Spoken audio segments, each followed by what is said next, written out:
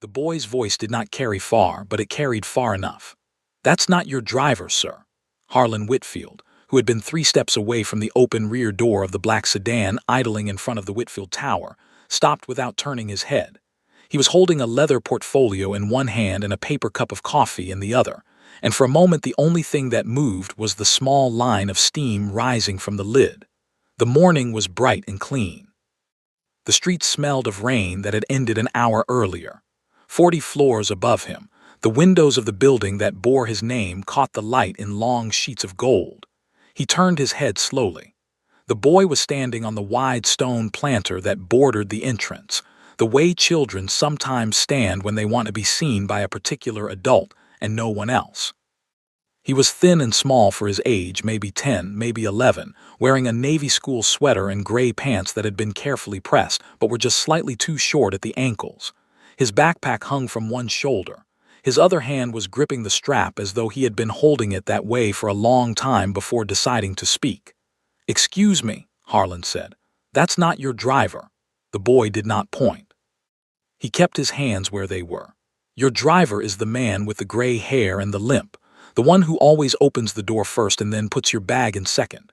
That man in the car is not him." Harlan glanced toward the sedan. The driver was sitting behind the wheel with his face turned slightly away, one elbow resting on the door, the other hand on the gearshift.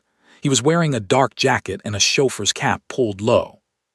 From this angle in this light, in the 3 short seconds Harlan had to look, the man could have been anyone. The car was right. The plate was right. The hour was right.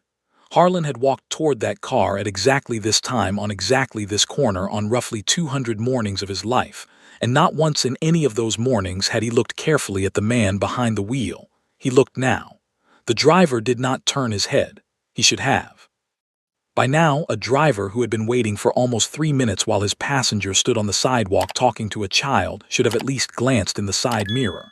This driver was looking straight ahead at the empty street, very still, the kind of still a person becomes when they are listening hard and trying not to be seen listening.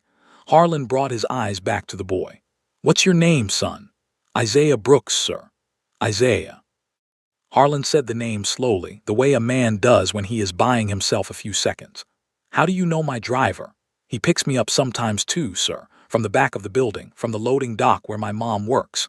She cleans the offices on the 38th floor. Mr. Coleman drives her home on Tuesdays and Thursdays when her shift ends late because the bus stops running. He has been doing it for 2 years. He never charges. He says my mom reminds him of his sister." Isaiah paused, and then he said the next thing more quietly. "He texted my mom this morning. He said his car wouldn't start and that a different company was sending someone for you. He said the new driver's name was Tomas. He told my mom because he said if she saw a strange car at the front of the building at 8:30, she shouldn't worry." Harlan did not move. He felt the coffee cup growing slightly heavier in his hand. "And," he said, "the driver in that car," Isaiah said, "told the doorman his name was Patrick."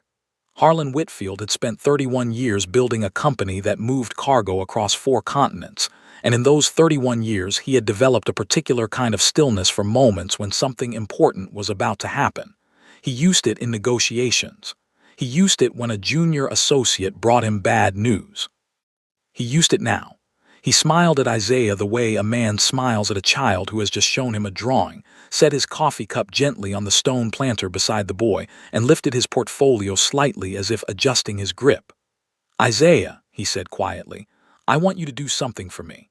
I want you to walk back through the front doors of the building like you were going to find your mother. Don't look at the car. Don't hurry. Wave to the doorman the way you always do. Once you are inside the lobby, stand near the security desk and wait for me. Can you do that?" The boy's eyes did not waver. "Yes, sir." "Good, go now." Isaiah climbed down from the planter, adjusted the strap of his backpack, and walked toward the revolving doors at a pace so ordinary it almost made Harlan's chest ache. He raised one small hand to the doorman, a heavy older man named Garrett who had worked the front entrance of Whitfield Tower for 19 years, and Garrett raised one gloved hand back without breaking from his post. The boy disappeared into the building. The driver in the sedan did not move. Harlan turned slightly, lifted his phone to his ear as though receiving a call, and walked 3 steps toward the sedan. He did not get in. He stopped just before the rear door, frowned at his phone the way a busy man frowns when an urgent message has just come through, and said in a clear and slightly irritated voice, "I have to go back up. They need a signature before I leave. 5 minutes." He did not wait for an answer from the driver. He turned and walked unhurriedly back through the revolving doors of the building. Behind him, very faintly, he heard the soft click of a car door being unlocked from the inside. He did not turn around to confirm it. Inside the lobby, the polished floor and the high ceiling made everything feel a degree cooler than the street. Isaiah was standing exactly where Harlan had told him to stand, beside the long marble security desk, his hand still on the strap of his backpack. Garrett was at his post by the door. Behind the desk, two members of the morning security shift looked up as Harlan approached. They had been with the company a long time. They knew his face. They knew that he did not walk toward the security desk on an ordinary morning. "Frank," Harlan said quietly to the older of the two, "I need you to do 3 things in the next 60 seconds, and I need you to do them without raising your voice. Are you with me?" Frank Delaney straightened in his chair. "Yes, sir." "First, I need you to put the building on a soft lockdown. No alarm, no announcement, just close the side exits and put a man at the loading dock. Second, I need you to call the police, not the front desk, not the precinct line, but Lieutenant Marcia Vance directly. Her number is in the emergency book. Tell her I am asking for her personally and that there is a man in a sedan in front of my building who is impersonating my driver. Third, I need you to find Mr. Coleman. His name is Walter Coleman. He works for Hadley Car Service. I want to know where he is, and I want to know that he is safe.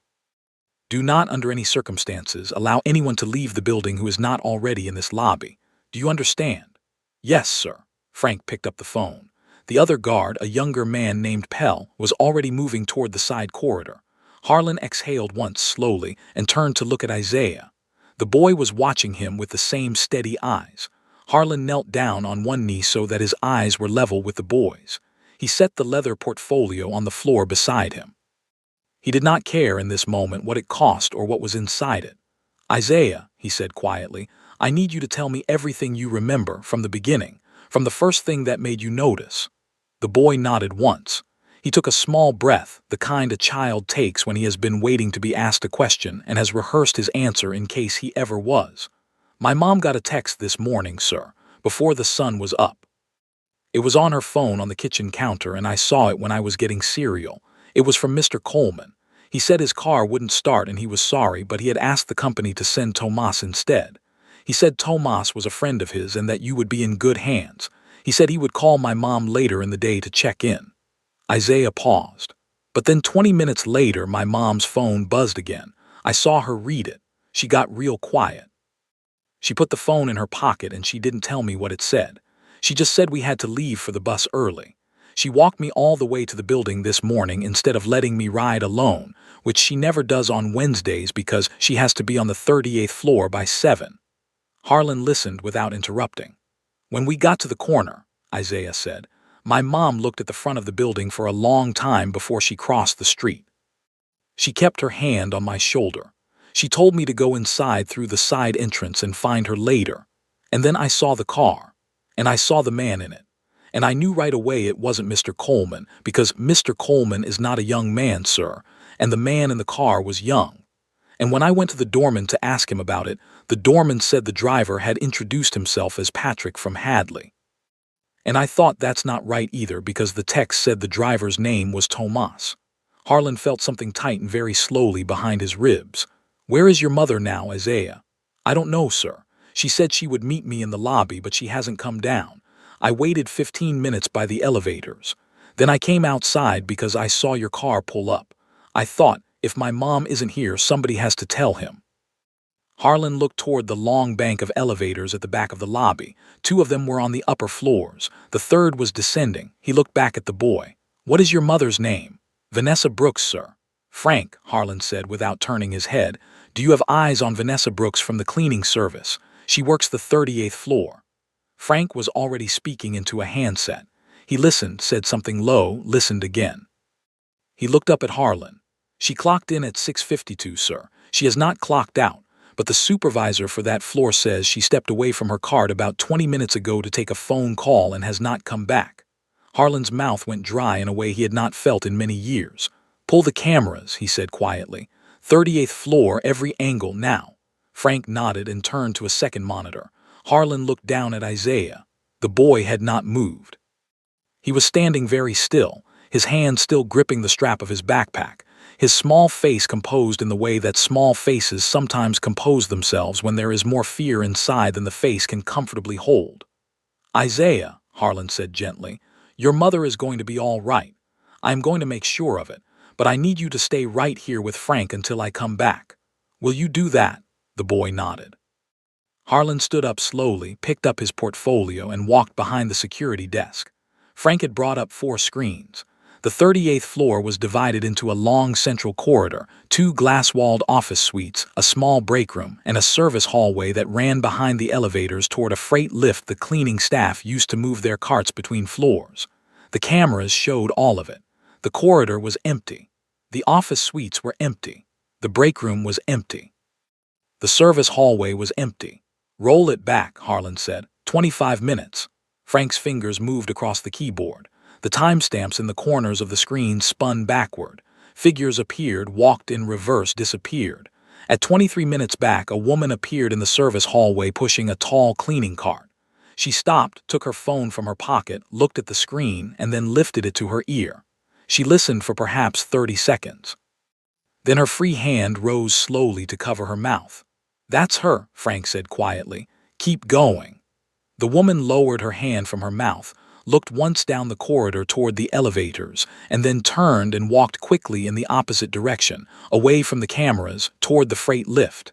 She left her cart where it stood.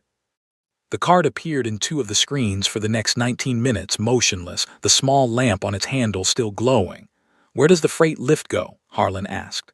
Down to the loading dock or up to the roof, sir. Service access only. It does not stop in the lobby. Pull the loading dock cameras. Frank's hands moved again. The loading dock came up on the largest of the screens. 2 delivery vans were parked along the far wall. A man in a maintenance uniform was checking a clipboard near the bay doors.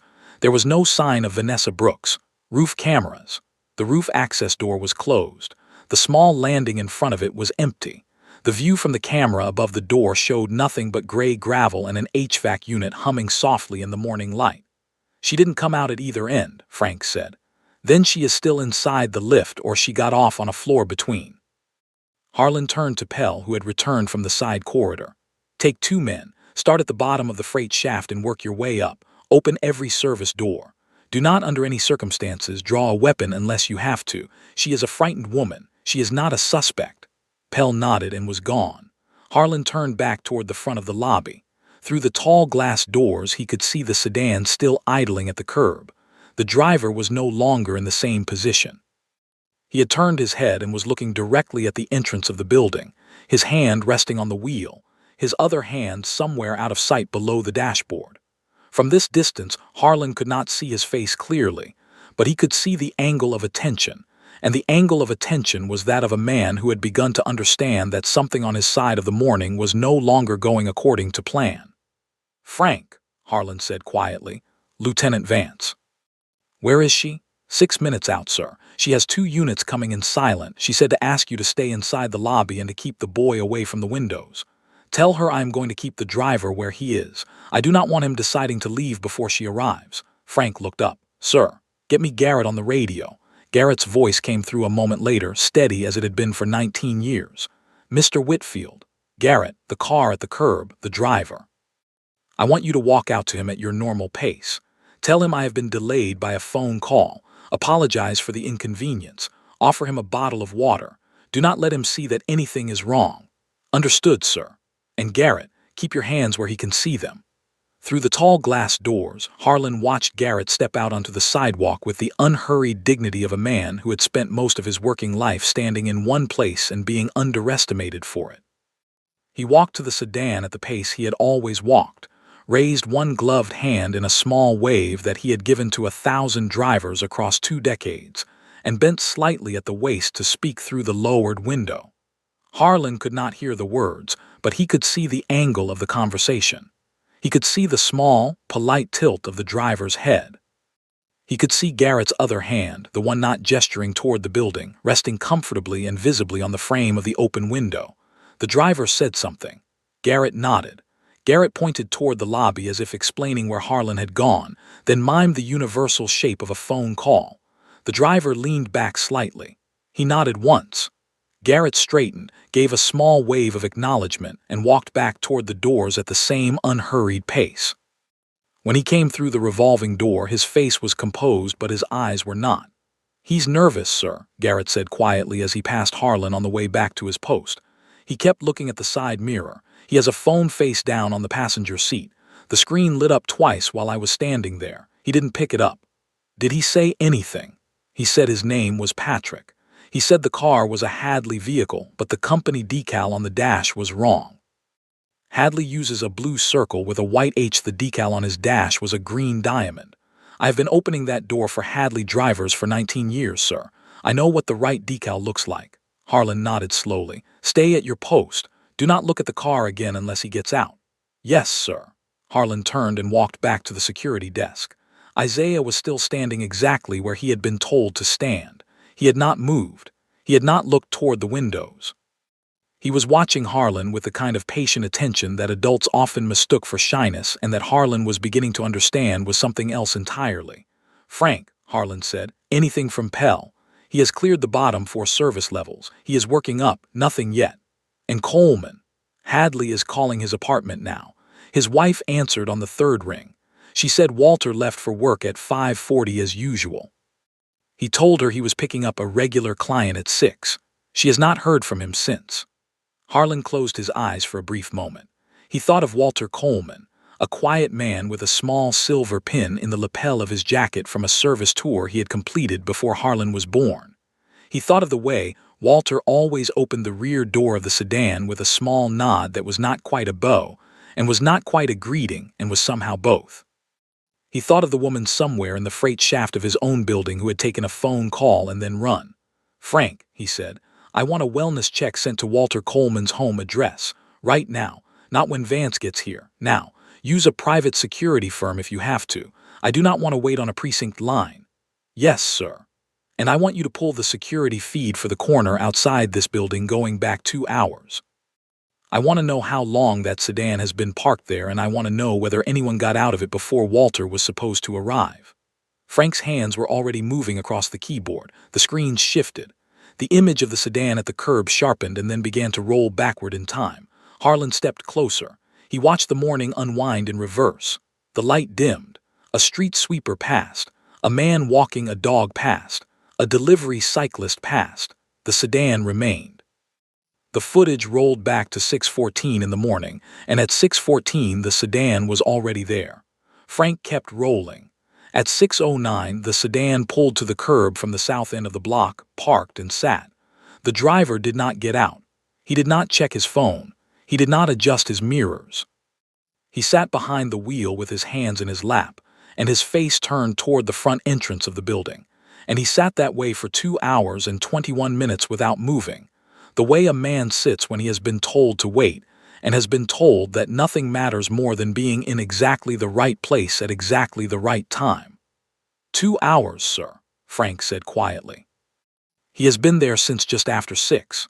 Walter Coleman was supposed to pick me up at 8:25, Harlan said. "Hadley always sends Walter 40 minutes early because Walter is the kind of man who would rather wait at the curb than be 1 minute late. Whoever sent that text from Walter's phone this morning sent it knowing the exact time Walter would have been on his way." He looked at the screen again. The driver of the sedan, frozen now at 6:09, was a man somewhere in his early 30s, lean, clean-shaven, with the kind of carefully ordinary face that did not stick in the memory. Harlan had not seen him before. He was almost certain of it. Almost. "Frank, run his face." "Through what, sir?" "Through everything we have. Start with the building's visitor logs for the past 6 months, then move outward.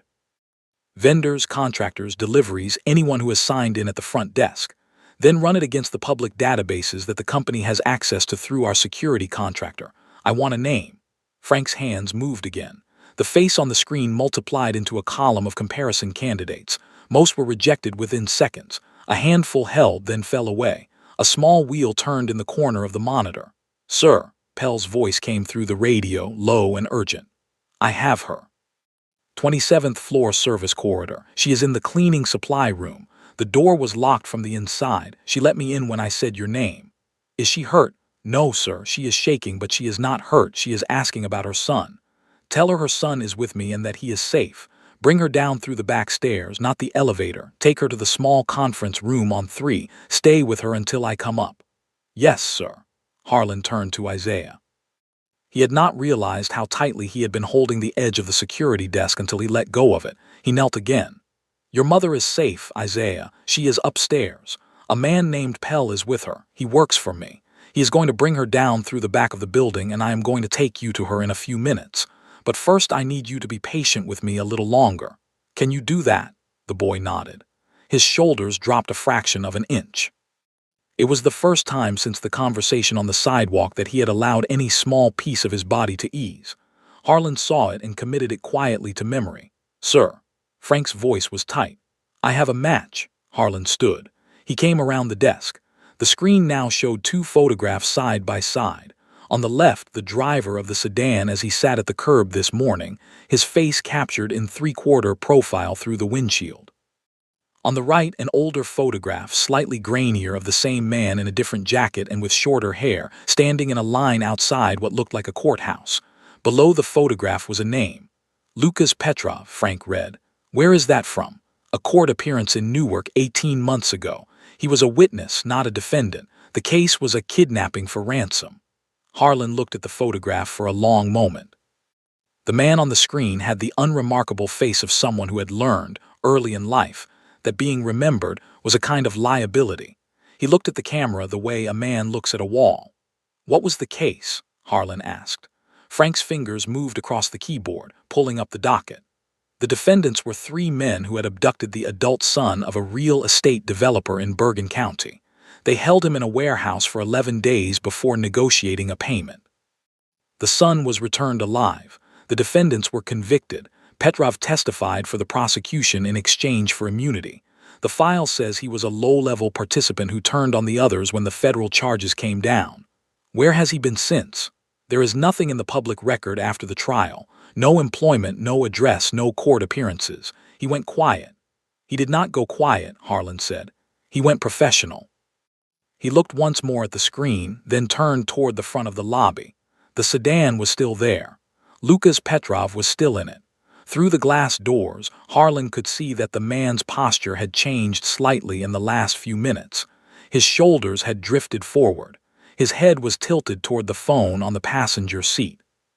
He was a man waiting for an instruction that was not arriving on schedule. Frank, how far out is Lieutenant Vance? 2 minutes. Tell her not to come down our street. Tell her to position 1 unit at the north corner and 1 at the south corner. I do not want him to see police cars coming and decide to run before they can box him in. When she is in position, I want her to call me. I will signal her when to move. Yes, sir. Harlan stepped away from the desk. He walked to Isaiah and rested one hand briefly on the boy's shoulder. I am going to take you to your mother in just a moment. There is one last thing I have to do. Stay with Frank. Yes, sir. Harlan walked toward the revolving doors. Garrett straightened slightly as he approached. Sir.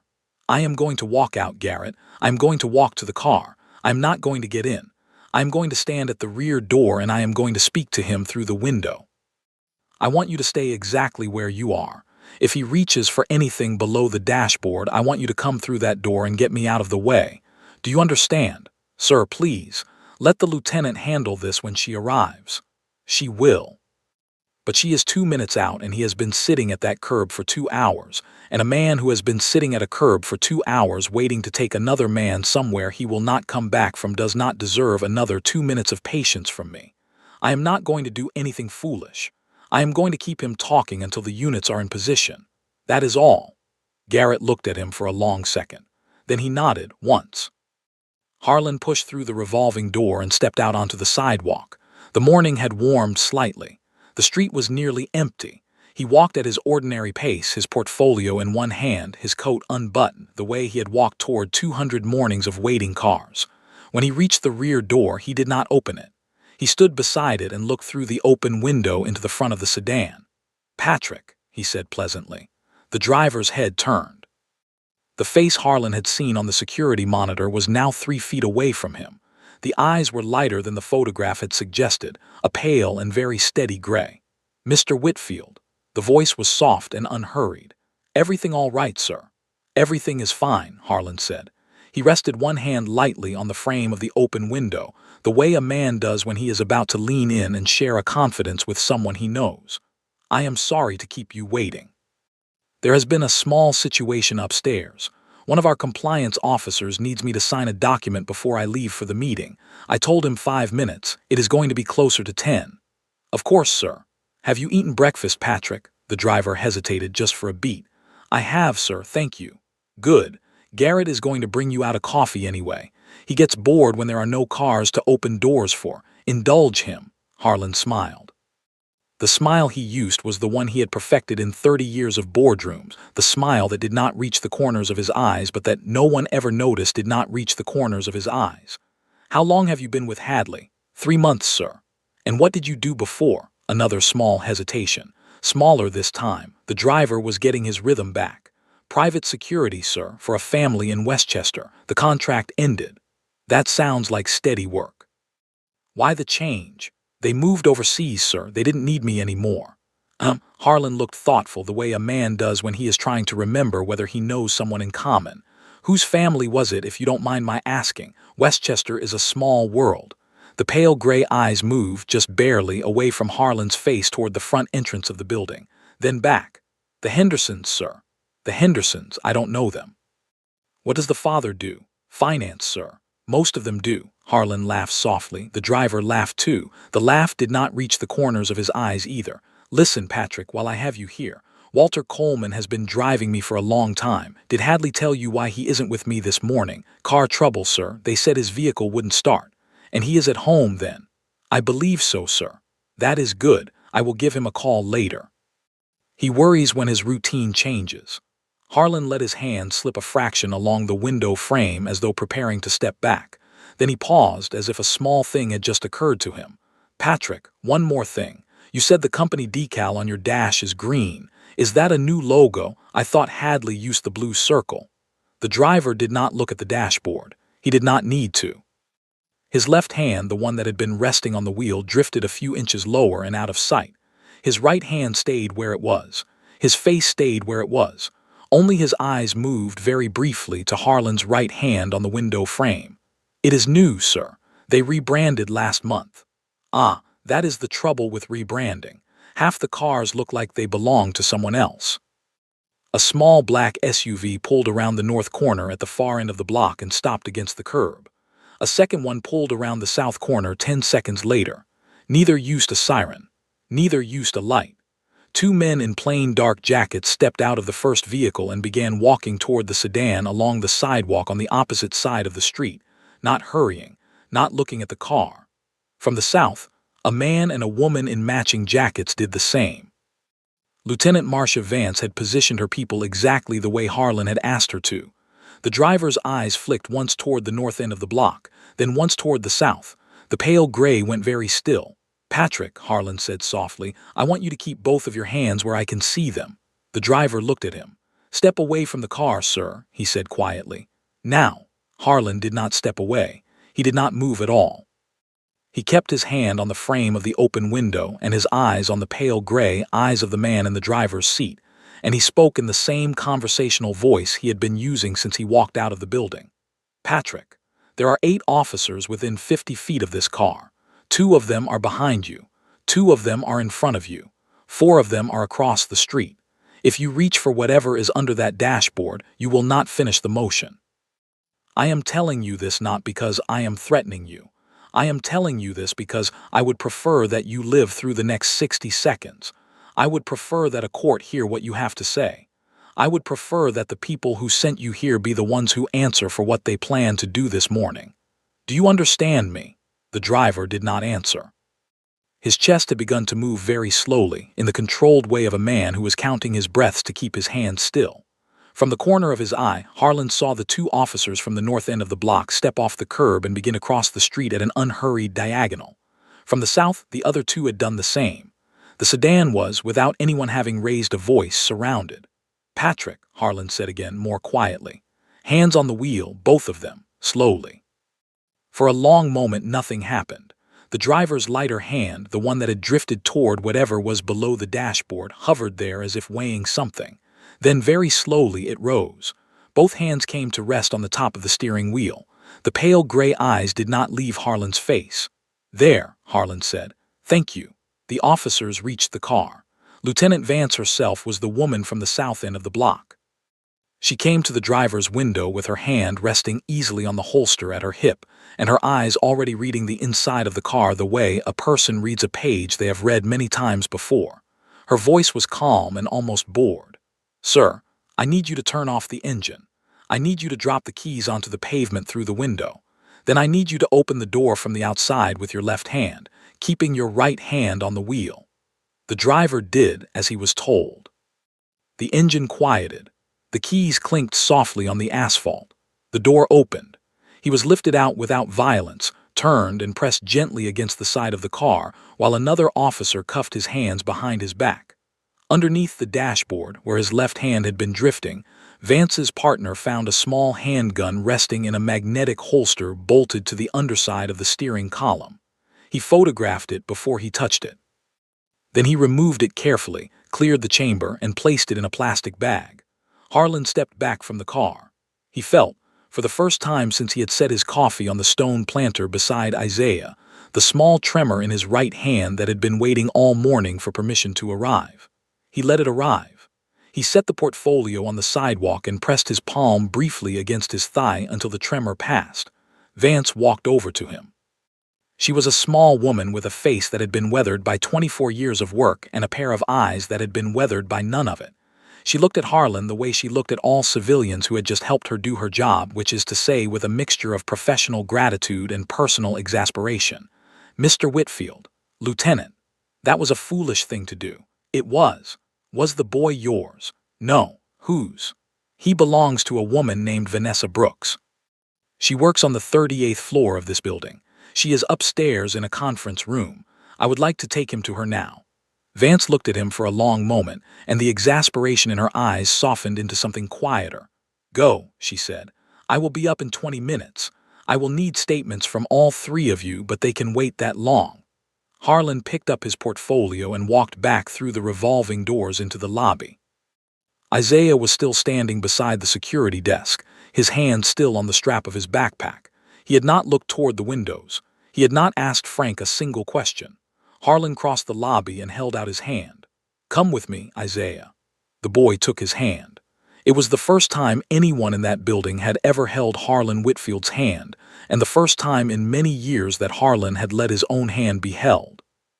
They walked together toward the elevators, past the polished floor and the high ceiling and the long bank of brass mailboxes, and Harlan understood as he walked that something in the architecture of his ordinary morning had been permanently rearranged. Vanessa Brooks was waiting for them in the small conference room on the 3rd floor.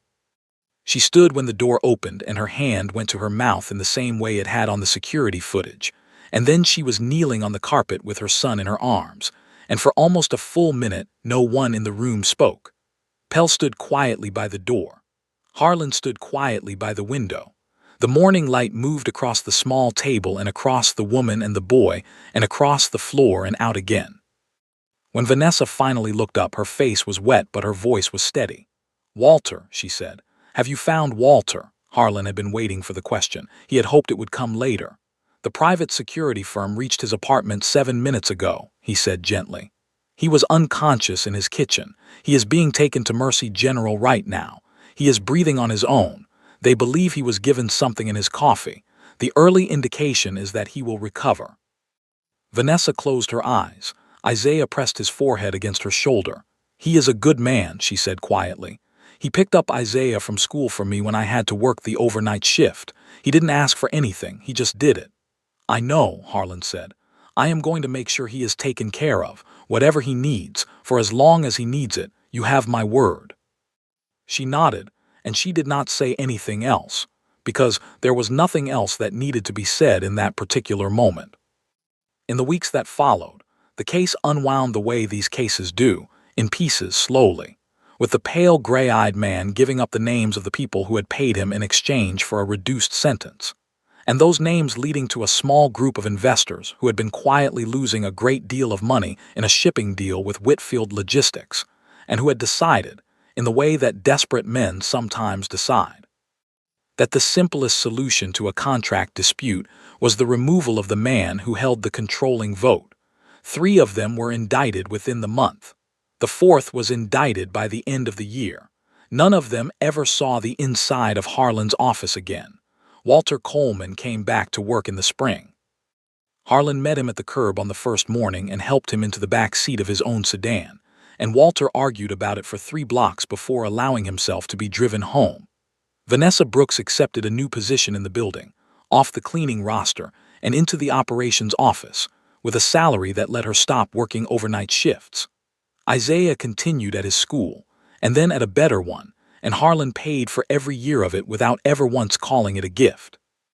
A child with steady eyes and a careful voice had saved a powerful man's life one ordinary Wednesday morning, and the powerful man spent the rest of his life remembering that the smallest voices are sometimes the only ones telling the truth.